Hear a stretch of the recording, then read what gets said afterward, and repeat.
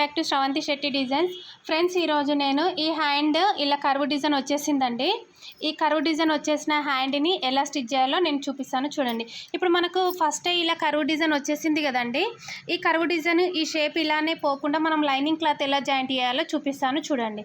ఇప్పుడు మనం ఇది రాంగ్ సైడ్ ఇలా పెట్టేసి మనం ఇప్పుడు లైనింగ్ క్లాత్ని పెడతాం కదండి. ఆ లైనింగ్ క్లాత్ను ఒక ఫోల్డింగ్ పెట్టేసి ఇలా ఒక స్టిచ్ వేసేసాను.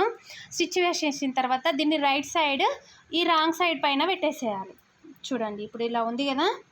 ఈ రైట్ సైడ్ని రాంగ్ సైడ్ పైన పెట్టేసి ఇప్పుడు ఈ కర్వ్ డిజైన్ ఉంది కదా, ఈ టర్నింగ్స్ దగ్గర మనము ఈ క్లాత్ని బయటకు కనిపించకుండా ఒక స్టిచ్ పెట్టేయాలి. ఈక్వల్గా ఒక స్టిచ్ అలానే పెట్టేసుకుంటూ రావాలన్నమాట. ఇలా పెట్టేసుకుంటూ వస్తే మనకు కర్వ్ డిజైన్ అనేది కరెక్ట్గా వచ్చేస్తుంది. చూడండి, ఫైనల్గా దీని లుక్ వచ్చేసి ఇలా వచ్చేసింది అన్నమాట.